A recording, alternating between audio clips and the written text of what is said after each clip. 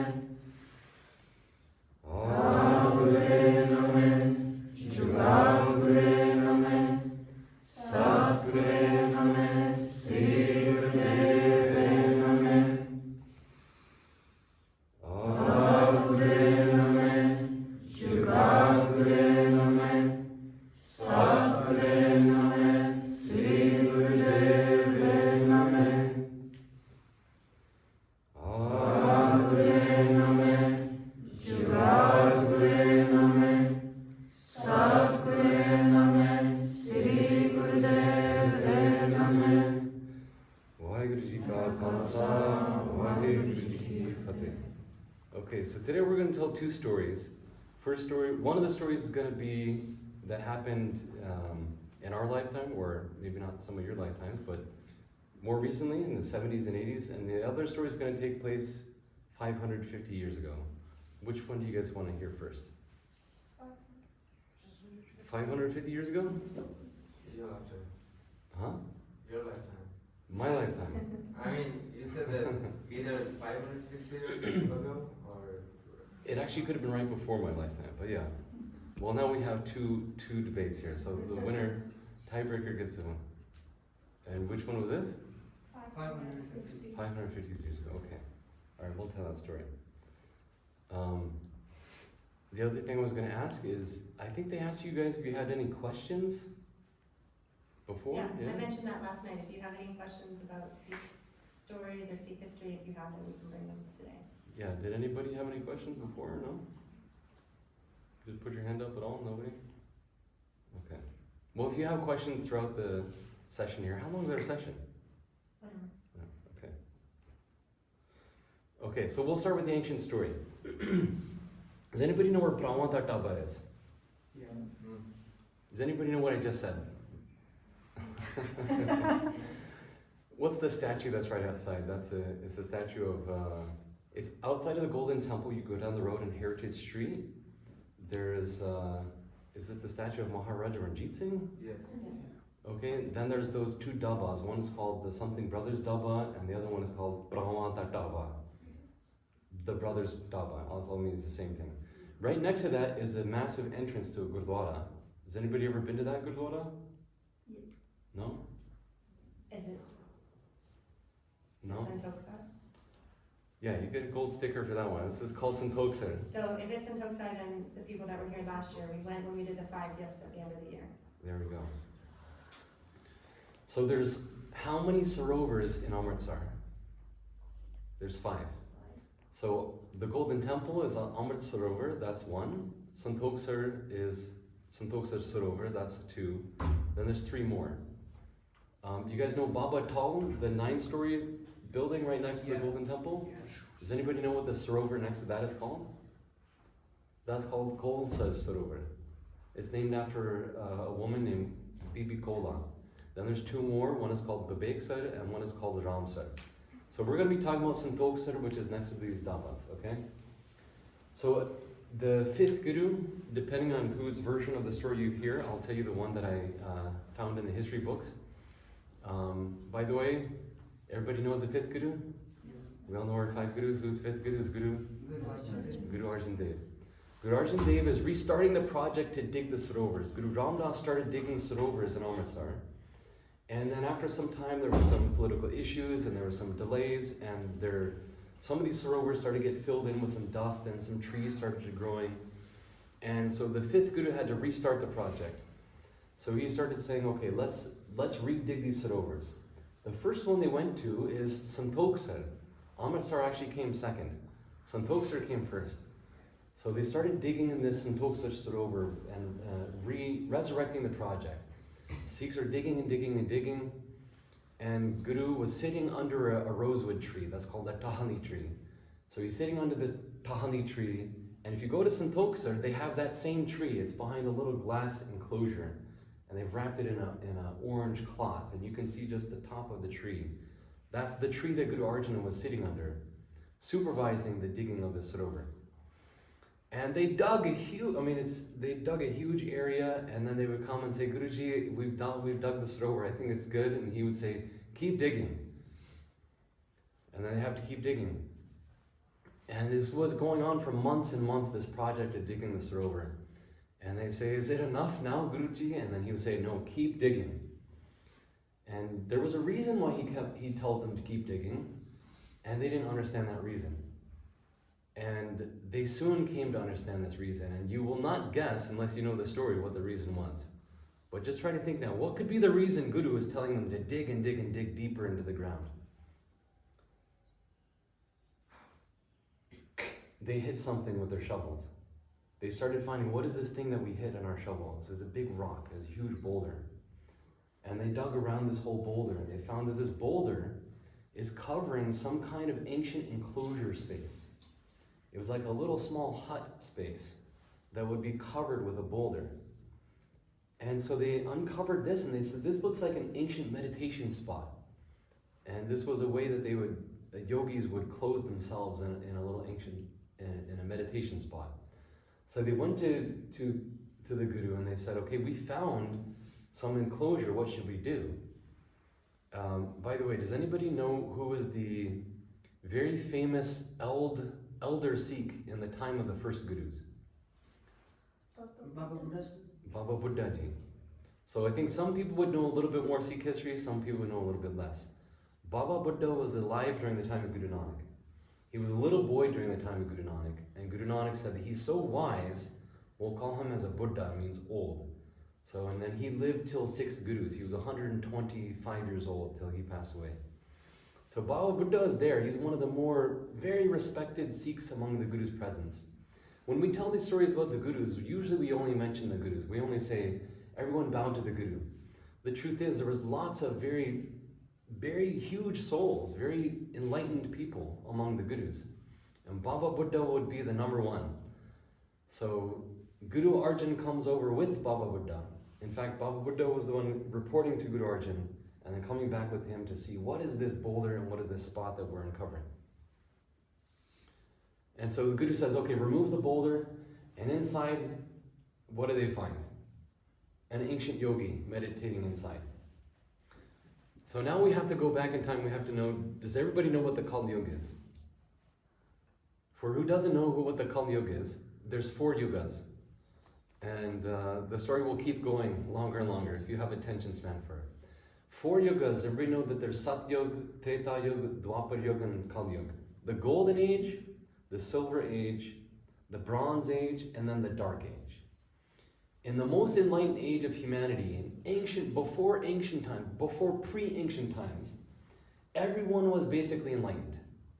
In the Satyug, people lived for uncountable years, and they're all totally absorbed in divinity. And they all have this enlightenment. We're all trying to reach enlightenment. Everybody wants to be like Buddha. Everybody wants to be like the Guru's level, that they can see the future. But everybody used to have this back in those days. In the Satyug, consciousness was different. The world was different. If somebody was thinking among us in the Satyug, like, it'd be really nice if there was in that plant in the back of the room, if there was like a nice stand underneath the plant, and you would just be meditating and thinking that, automatically a few people would go over and start building a stand. The way that people were together in their consciousness was they didn't have to talk, they can communicate through their eyes only. And then the consciousness goes down a significant step. And then greed starts to encroach in the world. And that's the next yuga. And then it goes lower and lower and lower. And every yuga, there's a massive soul that incarnates, an avatar that comes. An avatar like Lord Ram, or an avatar like Lord Krishna. And they will come, and then that will signify the next yuga is coming. And they'll set the template for the next yuga. So the Kali Yuga has now arrived. So in case you don't know, we live in the Kali Yuga. Even though we have computers and we have airplanes, it's the most depraved, the most less enlightened era of anything. We don't have the psychic abilities we used to have. We don't have this united consciousness. The Gurus write many times in the Guru Granth Sahib that the Kali Yuga is two main things in charge, is corruption and anger. And one of the signatures of the Kali Yuga is whoever is in charge, the powerful people, they're liars and they're corrupt. The Kali Yuga, if you know about history, it's not supposed to be a depressing lecture, but to talk about the Kali Yuga, wars, starvation, these are signatures of the era that we live in. And so this yogi came from before this time. So they uncover this yogi, and the yogi, he slowly starts to wake up and he says, what yuga are we in? And Baba Buddha says, we're in the Kali Yuga. Kali Yuga has been happening for 5,000 years. So in the time of Guru Arjan, roughly 5,000 years since the Kali Yuga started. And the yogi was before this time. So how old is the yogi? At least 5,000 years. And now we're 500 years after this happened in Guru Arjan's time. So it's now more than 5,500 years that the Kali Yuga started. And it could be from a previous yuga, it could be 20,000 years. But minimum 5,000, 6,000 years this yogi was there. And they said, can you tell us your story, why you're meditating here, and why you're asking about the Kali Yuga? And the yogi explained. He said, I had a guru, my teacher. He was an enlightened master, and he could see the past, present, and future. And he told us about the future, that there would be this crazy time, this darkness that would come, and everybody would be spiritually low in the Kali Yuga. And in that time, there's going to be some guru who's so powerful that he can help these people in this time. And whoever can be the perfect guru in the time of the Kali Yuga, he's the most powerful of all gurus. More powerful than Lord Ram, didn't have to do as much. Lord Krishna, they're super powerful. But whoever's the guru of the Kali Yuga is even more powerful than this. So I told my guru, he was speaking to us about these future times, thousands of years in the future, there's going to be the Kali Yuga. And a guru will come and his name will be Guru Nanak. And when Guru Nanak comes, he will be the guru of the Kali Yuga. He will be the most powerful guru of all times. And then he said, so I told my guru, I want to meet this Guru Nanak. And he said, there's only one way you can meet him. I will bless you that you can live forever. Forever in quotation marks. And so he said, I'll do that. And he said, remember, I told you how to do samadhi. Samadhi is a very high level, deep meditation. He said, I taught you how to take your whole prana and put it in your dasam dwar. So you do that, and then I will bless you that you can live forever. So the yogi went into samadhi, his guru blessed him, and then he was waiting for thousands and thousands of years until finally the fifth guru, Guru Arjan, is there. And this happened right here next to these dhabas in Santokhsar Sarovar. And finally this yogi had the presence of Guru Arjan, and he was waiting for thousands of years to ask him some very deep spiritual questions, and they had a nice long dialogue. You guys tracking the story so far? Sounds good? So then the yogi said, you've satisfied all my questions, I'm happy. Now if you can please, I'm kind of tired now, so if you can let me go. The whole purpose of this was that I be liberated. The guru of the Kali Yuga can liberate souls. The guru is a liberating guru, the liberator of souls. This is something very important to remember. You guys have tabla teachers, right? What else do you guys study? Math, science? The ancient word for these teachers wasn't teacher, it was guru. You have your tabla guru, you have your math guru, etc. That's a basic level guru, you still give them respect. There's another level of guru who is like your saint, or it could be a local guru, it could be like a family guru. That's the kind of person who will bless you for your marriage. They might tell you the name of your child. In 3HO, Yogi Bhajan would be this next level of guru who people respect to a very, very high degree, above your tabla guru and your harmonium guru. The highest level guru is the liberation guru, who gives moksha. And so Guru Nanak and Guru Ramdas, Guru Gobind Singh, these are the Satguru. These are the gurus who give us liberation. So the yogi asks, can you now give me liberation? And so instead of and Guru can just touch him and he'll be liberated. And in order to maybe demonstrate how powerful a Sikh he is, Guru Arjan told Baba Buddha, go show him the way. So now you have an ancient being here, and he's been sitting here for thousands of years, and then Baba Buddha comes and sits next to him, and they both start to meditate. And they both go into some samadhi that we can't imagine. And they're meditating, and both their faces are shining, and everybody's walking by and looking at this unimaginable scene. The unimaginable scene of this very beloved elder of ours sitting next to this ancient being, and they're just meditating, and it was like heaven, and their faces are shining, and they're transported to some other place.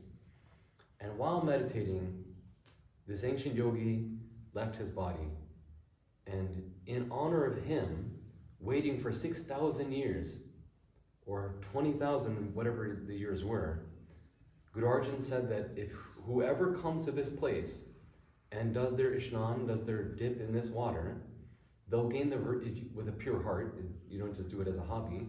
If you do it with the nice prayers, then you get the virtue that he had, and that virtue is, anybody guess what virtue that he would give you?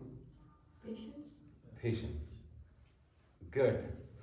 How do you say patience in Punjabi? Anybody? Sabr. Sabr. Good. In ancient Punjabi, how might you say it? Santokh.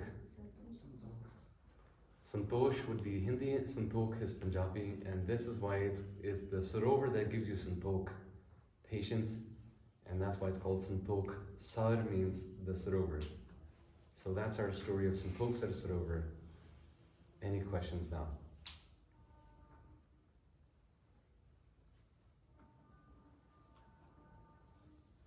So what I'm trying to illustrate with this story is the significance of what is Guru Nanak. That people are waiting for many thousands and thousands of years to hear and see what is Guru Nanak teaching us, because he's this guru who can give us the essence of enlightenment in the Kali Yuga.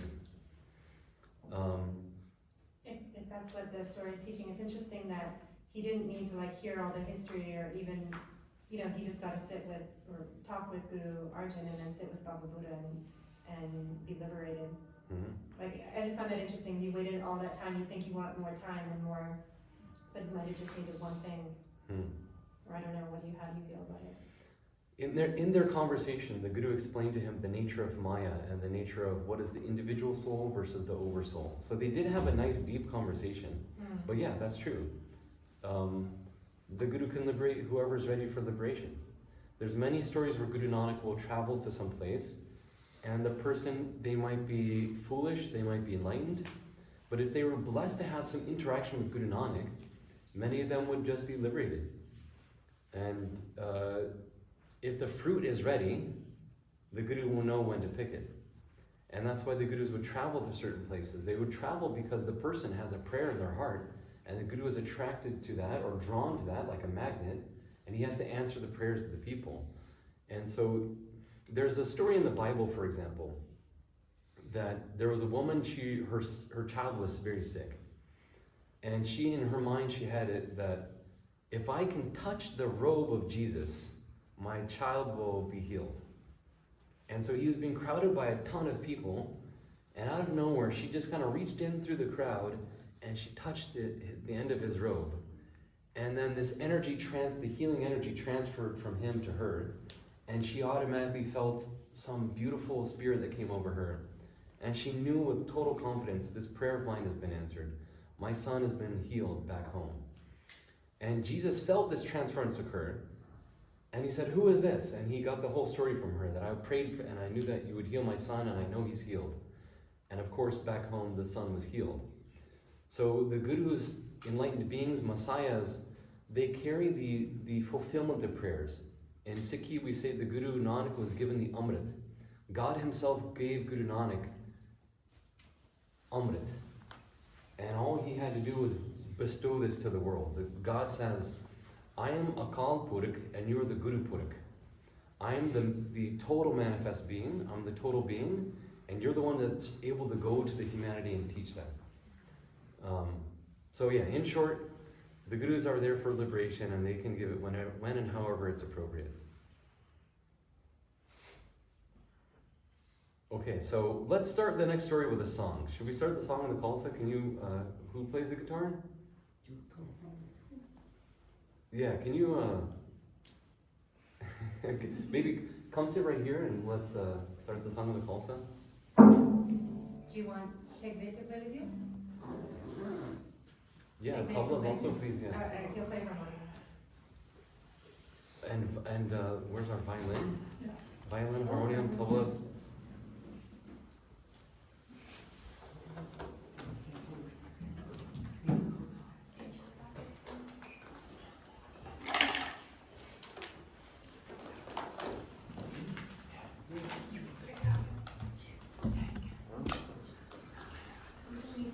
Who's playing tabla?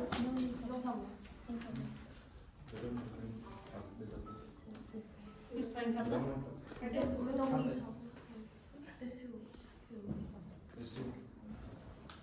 It's too much. Yeah, we try it once and we tell us 2 minutes.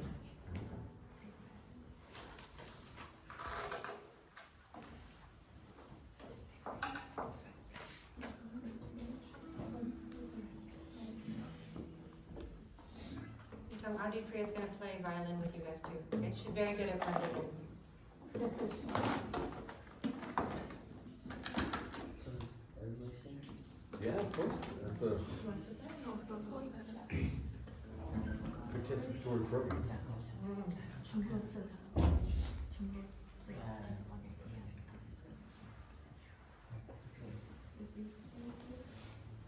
Yeah, we'll sing a little bit, and then I'll be telling the story of the song of the Khalsa. It's a follow-up to talk about the significance. Why did you call Khalsa? Why did you call Khalsa? 1, 2, 3.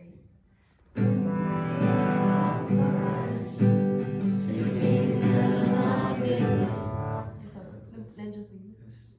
Yeah, It's not. just do this.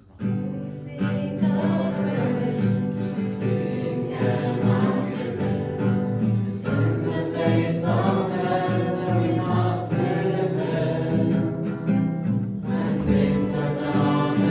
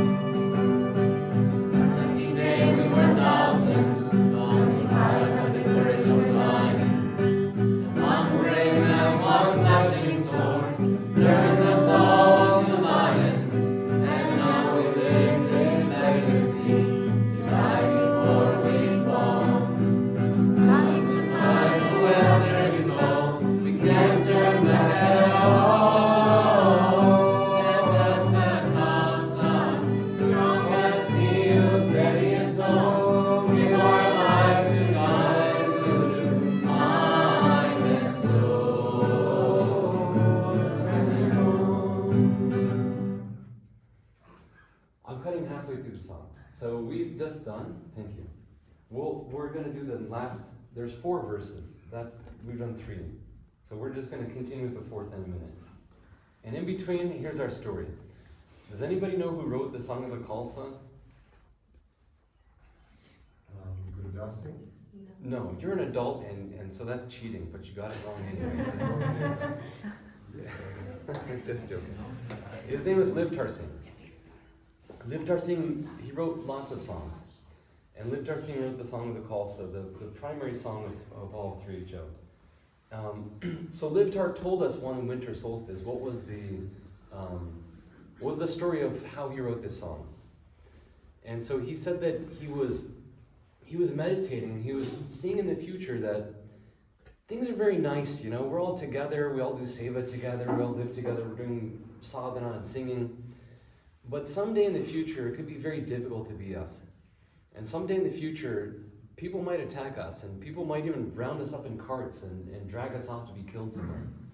So in this case, you know, if we're singing Nam Sang Wa He Guru, it's not going to be enough for us. We need something that'll give us some strength and spirit, that we can face death. And so that night he went home and he started writing a song. Livtar Singh did so much meditation. He said that some days it was 8 hours, his sadhana would go for 8 hours, because there was the 2.5 hour meditation here and a 2.5 hour meditation there. And he was in such a floating in a spiritual space all the time. He said, I would see spiritual entities all the time. He said, for example, we were just in the Gurdwara and I was there, and he said, I saw a floating entity enter into the Gurdwara, and it was the shape of a cylinder. I think it was silver in color, if I'm not mistaken. And this floating cylinder, as you know, as we go and bow to the Guru in line, and then bow down and then go and sit, he said the cylinder did the same thing. It floated up towards the Guru. He said it bowed, tipped over, and then it exploded into a million sparkles. And he said, I don't know what this was, but he said, I saw this kind of stuff. All these angels or ghosts and just whatever spiritual things are happening all the time. So he said, I wrote this song, and it was very late, and he said, I was really, really tired. And so I laid down to go to bed. It was like he hadn't slept that night before, so he was waiting for sleep for so long. He touches his head on the pillow, and he said, I felt somebody knocking on my head. And he said, go away, I'm tired, I'm done. He knew it was some spiritual voice, some spiritual entity, but he didn't care. He was, I'm tired, talk to me tomorrow, please. And they kept knocking on his head. He said, no, I'm finished, I've been waiting. I'm so hungry for sleep. And they knocked on his head a 3rd time, and he thought, okay, I guess, you know, they know better than me, so I should probably listen. Whoever it was, they whispered in his ear, you didn't finish the song. And then he saw that they went and got a file and pulled out a paper and then gave it to him. Okay, so then he got up and went back to his desk and he looked at this and he said, you know, it was such a good song. I don't know what the problem is. And then he just knew to write a next verse. And that's the verse we didn't yet sing. That's the 4th verse of the song. And so this verse, what it says is, the 10th Guru gave even his sons to give the Khalsa life. His words stand like mountains against the winds of time. The Khalsa will rule the world, all be safe in its fold. If the Khalsa falls, there won't be a world at all. This is the most controversial line. I don't know if you know this. Every once in a while we'll have guests that will come and somebody will say, even I've known people who were in the Espanola community for 30, 40 years, and they'll say, I don't like this part. I think we're all equal. Like, we're trying to say that the Sikhs are better than other people, and this sounds like you're just saying, you're singing here that if the Khalsa will rule the world, who are you? What are you, Napoleon? If the Khalsa falls, there won't be a world at all? Like, that's so arrogant. So some people have brought this kind of protest, that this is a very arrogant kind of statement to say that if there's no Khalsa, there won't be a world. Like, what about us Christians? What about us Hindus? What do you mean the Khalsa falls, there's no world? What do you mean you're going to rule the world? So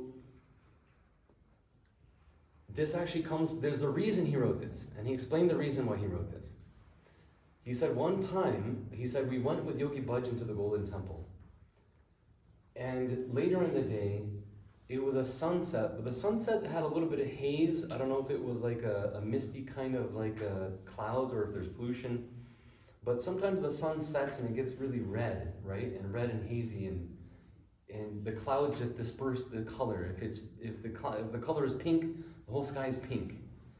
But this day it was very strange looking, you know. Just if you imagine there's like a dead tree here, you see dark branches. And imagine there's a red sky here, and it looks like a horror film was about to start. So one night it looked like this. It was a really kind of creepy looking sky. And Yogi Bhajan made the comment. He said, you know, this is what the whole world would look like if the Golden Temple ceased to exist. The whole world would be like this if there was no Golden Temple. If somebody came and destroyed this place and exploded it, the whole world would look like this.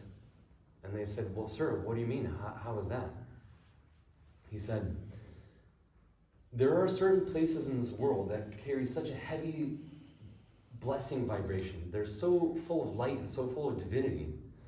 They actually protect the whole earth. It's kind of like in the Marvel movie with Doctor Strange, where he puts a shield over 1/3 of the earth, and one of these dharamsalas will put a shield over another part of the earth. He said the Golden Temple is there's many sacred places. Everybody likes to go to Machu Picchu. Somebody who likes to go, there's so many actually energetic places in the world that are real. They're really sacred places. And whatever place exists, whether it's even here, wherever we meditate, so long as there's messages coming from these heavens, from these angels, and we're seeing them, then this is becoming a bit more sacred. But the Golden Temple is the most. And so Yogiji had a whole timeline. If the Golden Temple were to be destroyed today, in about a month or two, don't quote me on the timeline, but it was basically the idea was, in a month or two, the diplomatic relations between America and Russia will break down. And then there will start to be more civil wars, maybe in the Middle East somewhere. And then, he was saying this back in the 70s, so we can translate to today. There could be a war between some countries in South America, and the Middle East will start to go to war.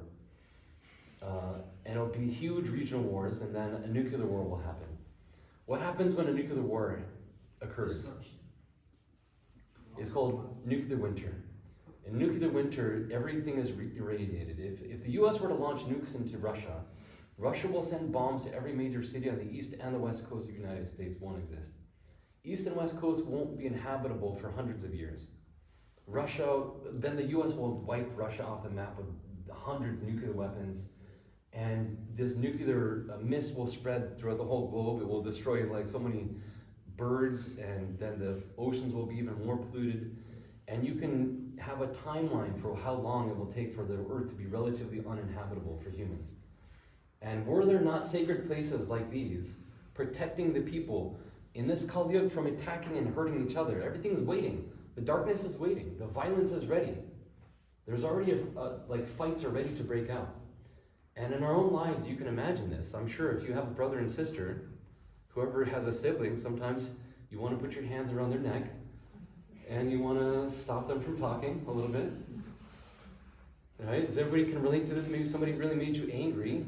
The violence is in you waiting to go, and then somebody tapped you on the shoulder and reminded you, calm down, right?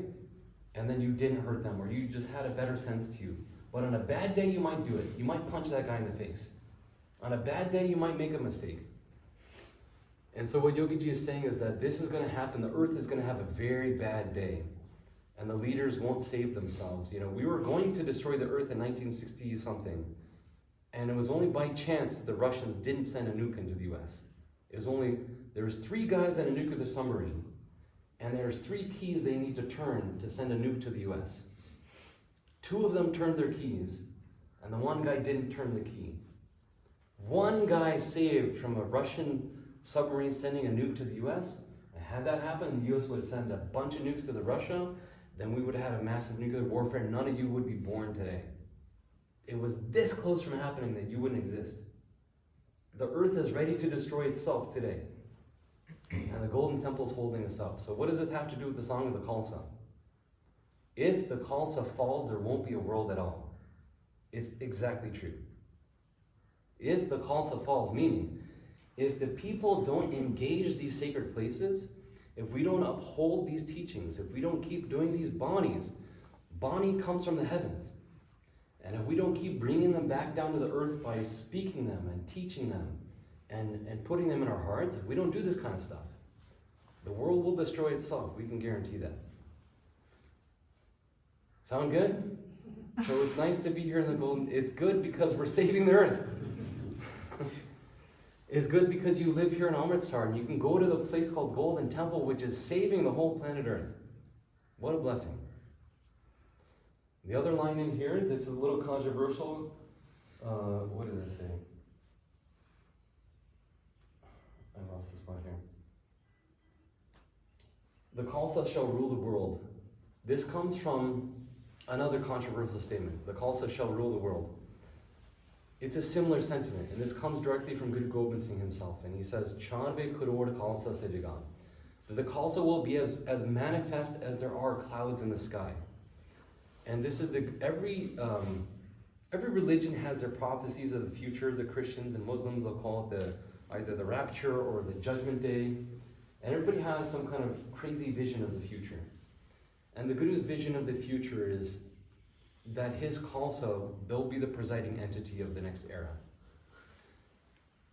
And this you could say as an arrogant statement, you could say as a very prideful statement that the Sikhs are better, but the truth is, the Kal Yug belongs to Guru Nanak. He was sent here for the Kal Yug. So of course the Guru Nanak's message will be the most clear and the most relevant. So, do you remember the words of your father more, or the words of your great-great-great-grandfather more? You're probably going to remember the words of your father more. So Guru Nanak was the most recent of these great gurus that came to the world.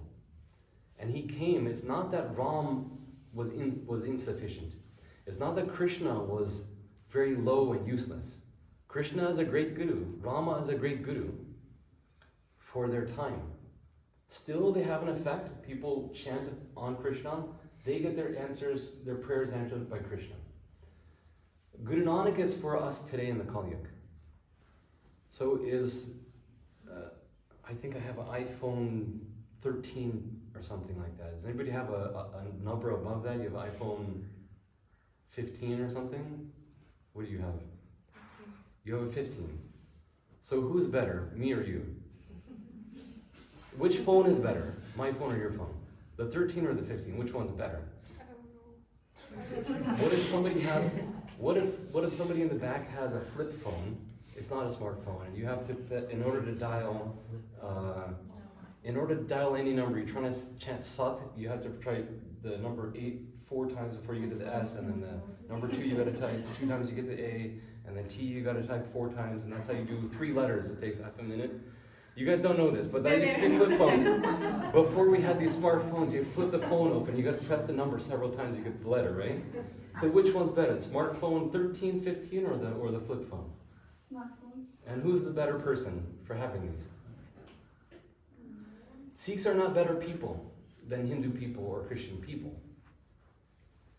But we have the updated phone. Yeah? It has an updated software. It's the most recent update. So if you can get and it's not that we have it. We invite everybody, come and get the update, man. These mantras, they're hot off the press. This is the most recent news. Both Navi Khabara. Huh? This is the fresh news. Why would you not want to have the fresh news? So some people, they think like, Sikhi is my Dadaji, my grandpa is into Sikhi. If I'm modern Sikh and I get a tattoo and it says my name here on my arm, and I'm modern Sikh and I get a khanda like carved in my head with the shaving. But my grandpa, he used to go to Gurdwara Sahib and he's very old and this is ancient stuff. It's not ancient, it's only a few hundred years ago. It's nothing. A few hundred years, it's very fresh. And you guys, it's going to keep happening in the future. Sikhi is for the future, it's not for the past. Khalsa shall rule the world. It's not an arrogant thing, it's a beautiful thing, and we should be so humble to hear such a thing. That we could be part of that. And when we say rule, how do you rule? There's one rule in Kundalini Yoga. Has anybody ever heard the saying, the higher you are, how does it go? Higher you are, everybody's got to repeat this now. Higher you are, humbler you are. Yeah? It's not an arrogant message. Who rules is the one who has to serve.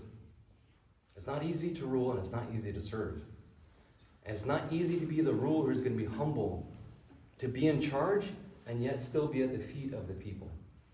This is the way for Sikhi, this is the way of the future. And so to tie these two stories together, you see the ancient people were waiting to see their gurus for thousands and thousands of years. We have the opportunity to bring the guru's presence in the world today. So which one's better, the flip phone or the iPhone? Who's the better person, who uses the flip phone or uses the iPhone? We're all the same. Okay, any questions? Yes? Can I add something? Because I'm not a Sikh, I'm Christian, but I work a lot with the song of the Khalsa and Guru Gobind Singh. And I think my last years are the proof that it's true that Khalsa will rule the world. Because if you study these things, you will understand Buddha and you will understand Christ. You will understand it from the Khalsa view. And that's why I'm absolutely convinced that it's true. You know, Christ said on the cross, Father, forgive them. For they know not what they do. It's the born again. It's the same. And if you study this, if you study the Khalsa feeling, you understand the rest. And that's why I'm absolutely convinced that it's true. But it's not because you tell me or anybody else tell me, because of my experience. Yeah, it's an energetic thing in the end of the day. Bringing the heavens to the earth is not something that we can exchange just through the mind. We have to practice this. That's why me lecturing you is not as important as we sing the song. So let's finish the song. We did 3 verses, we got to finish the 4th verse. That was part of the idea here. Okay, and then try to keep some of these things in your mind. You guys sing with your heart and try to feel, what does this message have to do with me? What am I learning? Why are we singing these things? Why are we going to the Golden Temple? Just keep. Well, you can start with the what's it called? I think just the 10th. Do the sons of the Khalsa, the daughters of the Khalsa. Then we can do the 10th Guru gave you and his sons. Can you do that? Just sound of Khalsa and jump to. Yeah. Okay. The sons, the daughters, and then the 10th Guru.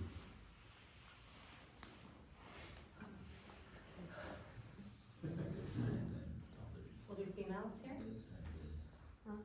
The females singing the Sons of the Khalsa? Yeah.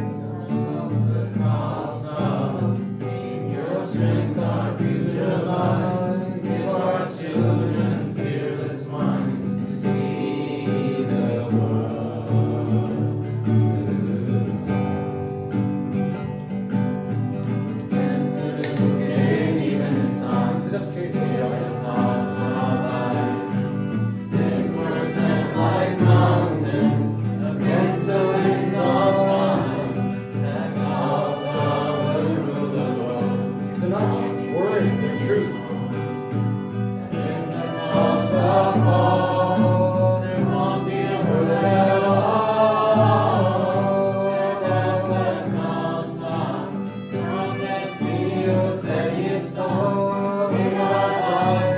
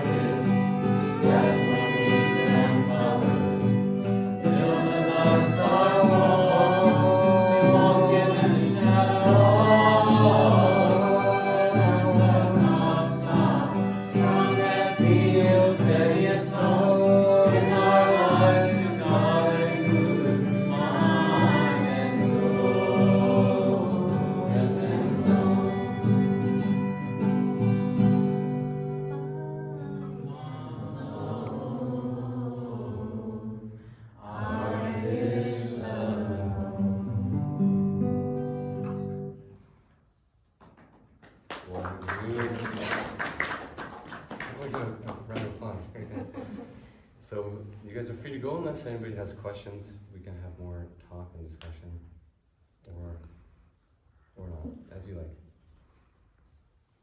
Let me say one thing. This thing about Jesus versus the gurus and all this, the way that I look at it is, you have the whole heavenly council, and every once in a while they'll say, you know, these people, humanity's having a lot of trouble. We need to go send somebody for a job. Jesus was sent for a very small job. He talked for 3 years, preaching to people for 3 years. And a small 3 years. 3 years, nothing. I mean, it's not even, like I was at the school before some of you were born here in this academy. That was 20 years ago. 3 years, nothing.